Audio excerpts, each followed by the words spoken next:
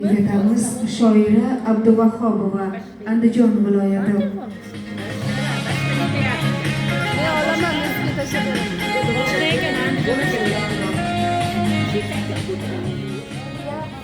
Assalomu alaykum. Va alaykum assalom. Shoira 4-raqam. Agar ikki yaqin inson albatta nima haqdadir gaplashishlari shart bo'lgan ahvolga kelib qolish bo'lsa, qanchalik ko'p gapirishmasin, bundan naf chiqmaydi. Baxtdan masrur bo'lib, so'zlar o'z-o'zidan quyilib kelganda gaplashganingga nima yetsin? Atrofing to'la ko'ngilsizlik bo'lib turgan bir paytda yuragingga qil sig'maydi-yu, bevafo muvaqqat so'zlar yordam bera olarmidi? Vaziyat og'irlashgani qoladi. 1 daqiqa vaqt ketdi. Vaqtimiz tugadi. Javobingiz? Ortga yo'l.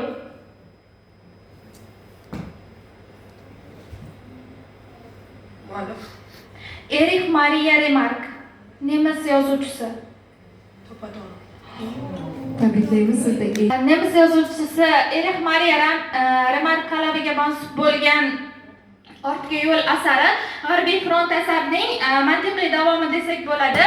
Chunki bunda Ikkinchi jahon urushi yakunlanishi bilan askarlarni o'z vataniga qaytishi va ularda ro'y berayotgan ma'naviy iqtisodiy inqirozlarni ochib bergan va aynan mana shu inqirozlar orqali urushni butun dahshat faqat urush davomida emas, balki undan keyin ham davom etishi, u insonlarning ming yilliklarini o'sha kelajagi uchun ta'sir ko'rsatishini ko'rsatib bergan. Chunki ana shu Ikkinchi jahon urushida qatnashgan, mag'lub bo'lgan Germaniyadan qatnashgan askarlar ham garchi tirik qolib o'z vataniga qaytib borishsa ham o'zlarini baxtli his qila olmaydi. Avvalgidek o'sha urushdan avvalgi holatda o'zlarini kayfiyatlarida, ruhiyatida bo'la olmaydi. Misol uchun biz o'sha uni Ernest misolida yoki bo'lmasa Valentin misolida ko'rishimiz mumkin. Valentin urushga borgunga qadar akrobat bo'ladida, misol uchun, lekin urushdan qaytib keladi, u o'zi o'sha akrobat bo'lib ishlamoqchi bo'ladi.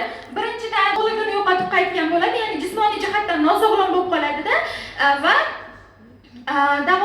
nimadan ham o'sha ruhiyatdan u o'z kasbiga yaqinlasha olmaydi. Avvalgi hayotga bo'lgan qiziqishini, zavqini, intilishini u yo'qotgan bo'ladi. Eng o'sha insondagi haqiqiy inqiroz ham menimcha bu hayotga bo'lgan qiziqishni so'nishi, o'sha avvalgidek dunyo urushdan keyin o'sha urush qatnashchilarining ko'ziga rangli bir go'zal ko'rina olmasligini mana shu qahramonlar taqdirida ko'rsak bo'ladi. Bitta Valentin misolida emas, boshqa o'sha Ernest misolida boshqa qahramonlarda ham xuddi shunday holat ro'y beradi. Gapiring. Shuning uchun ham aynan ortga yo'l deyilgan, ya'ni urushdan keyingi qaytish. Ortga qaytish. Vaqtimiz tugadi. Shoira mezbon ishtirokchilarimizdansiz. O'zingiz haqingizda ma'lumot bersangiz? Abduvahhobova shoira, Andijon viloyati Jalaquduq tumanida tug'ilganman. Hozirda ham talabaman, ham oilali va ishlayman. Ham kitob o'qishga vaqt topyapsiz. Bu qiziqish. Qayerda o'qiysiz? Qarshi davlat universiteti fakulteti magistratura adabiyotshunoslik o'zbek adabiyoti yo'nalishida 1-kurs talabasiman. Qarshiga borib o'qiyapsiz. Sababi turmush o'rtog'im harbiy, shu sababli Qarshida turamiz hozirgi kunda. Farzandlar nechta? Hali yo'q. Nima, qayerda ishlayapsiz? Qarshi shahar Afrikans akademiya xususiy maktabida onadan dars beraman. Qoyil.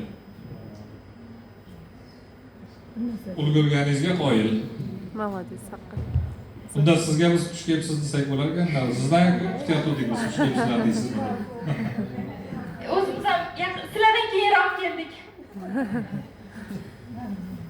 Lekin tanlovga hujjat topshirgan paytingiz Andijonda edingiz. Ha, shunday. Shu aniqlik kirib ketaylik-da, arqin. Mahalla bosqichi bo'layotgan paytda Andijonda turardik. Tushunadi. Marhamat hakamlar.